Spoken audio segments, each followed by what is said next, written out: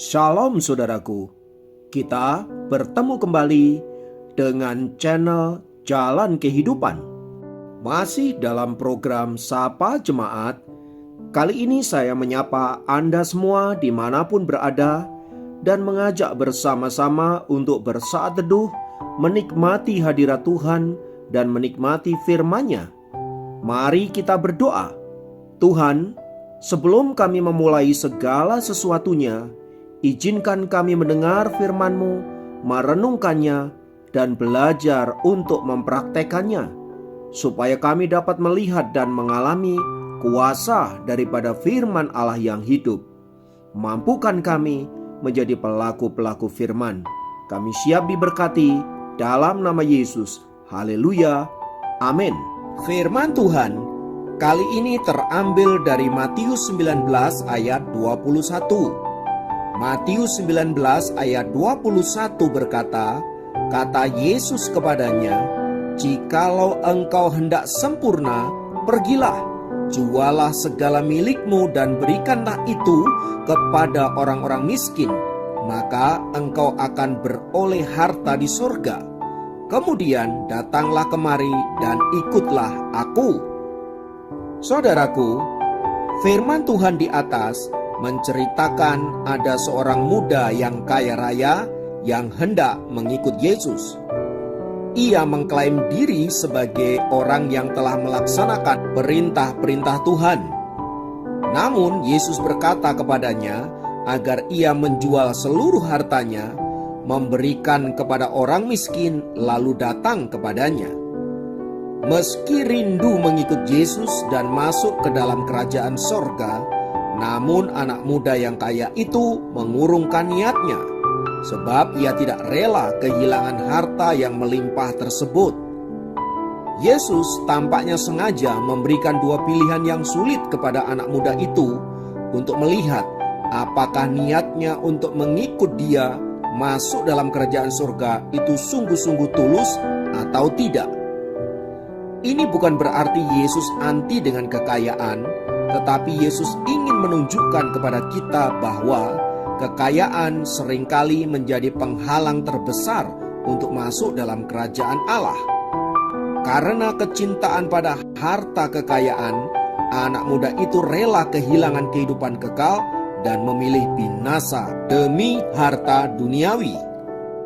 Berkaitan dengan itu, saudaraku, Yesus pernah berkata, "Di mana hartamu berada, di situ juga hatimu berada."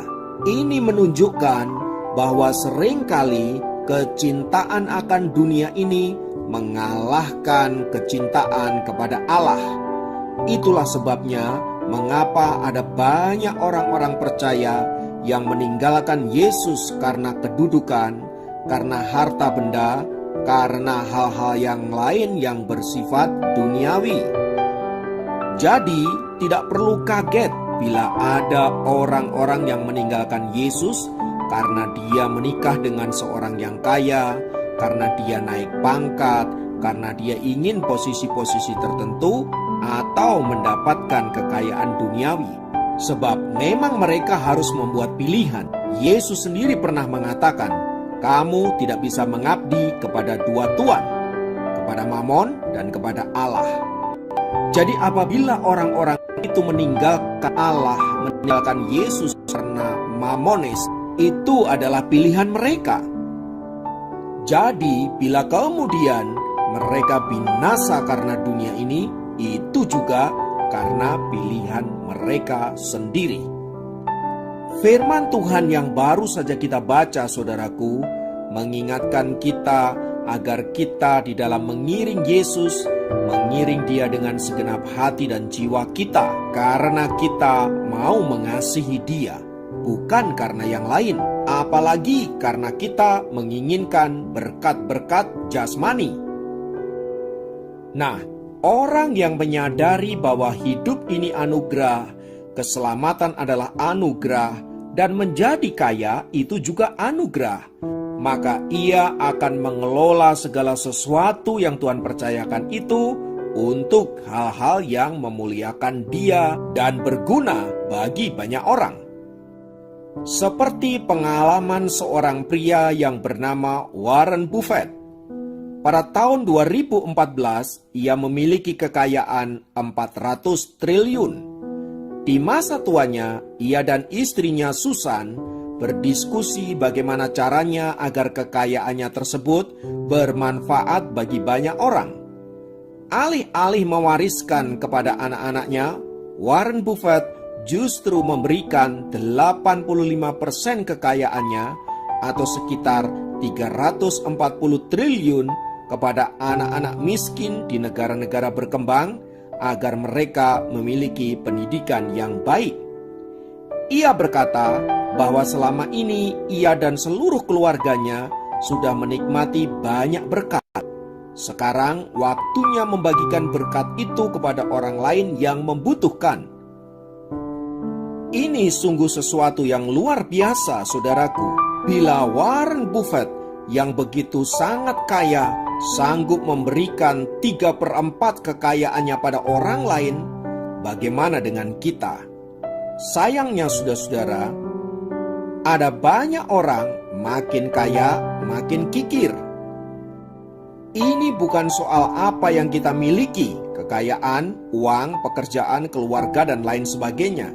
Tetapi ini soal hati kita. Sebab seberapa banyak pun harta yang kita miliki, kalau hati kita tidak pernah ingin berbagi kepada orang lain, maka kita tidak akan pernah memberikan secuil pun kepada orang lain.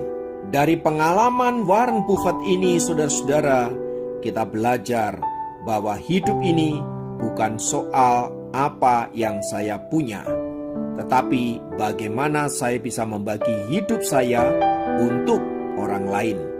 Seperti Tuhan juga telah menyerahkan hidupnya kepada kita, Ia meminta agar kita juga memberikan hidup kita bagi saudara-saudara kita yang membutuhkan. Mari milikilah kemurahan hati dan kasih yang melimpah-limpah, sehingga hidup kita menjadi berkat bagi banyak orang.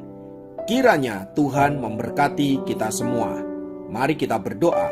Di dalam nama Tuhan Yesus, Tuhan yang telah memberikan keselamatan, Tuhan juga yang telah memberikan berkat-berkat yang luar biasa di dalam hidup kami. Biarlah Tuhan itu menolong kami untuk membagi hidup kami kepada orang lain, supaya melaluinya kami boleh memuliakan nama Tuhan. Terima kasih Tuhan untuk setiap anugerah-Mu dan berkat-Mu dalam hidup kami. Terpujilah nama-Mu, dalam nama Yesus kami berdoa. Aku mau bersyukur buat kasih karunia Tuhan, buat keluarga yang Tuhan berikan bagiku, buat anak-anak, buat istri. Kami mau menyembah Tuhan.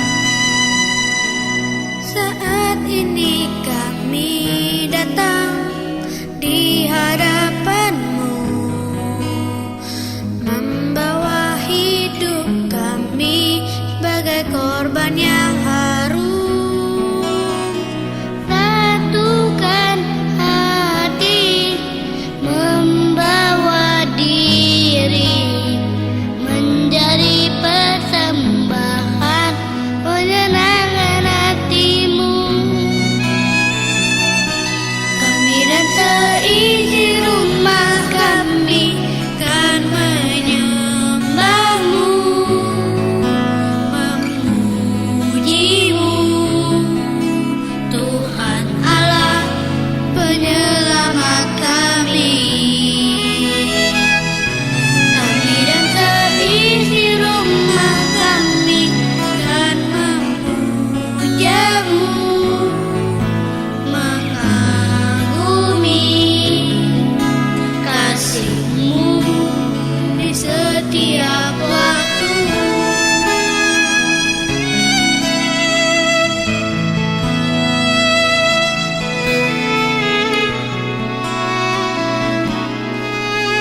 Saat ini kami datang di hadapan-Mu, membawa hidup kami sebagai korban yang harum.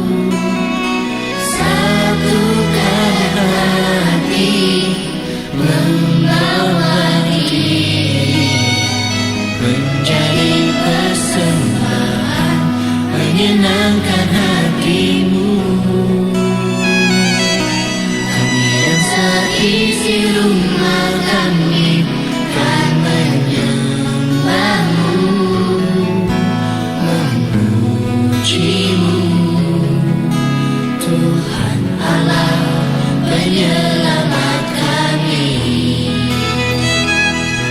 Kami dan seisi rumah kami akan memujamu, mengagumi kasih-Mu di setiap waktu.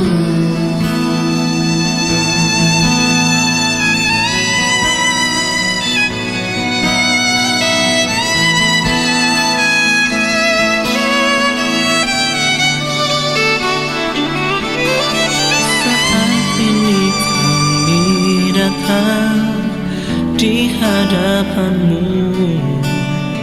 membawa hidup kami sebagai korban yang harum.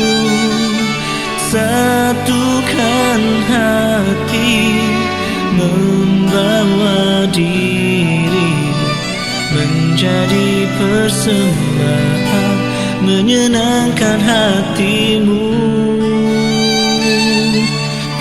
Dan seisi rumah kami akan menyembah-Mu, memuji-Mu, Tuhan Allah penyelamat kami. Kami dan seisi rumah kami akan memuja-Mu,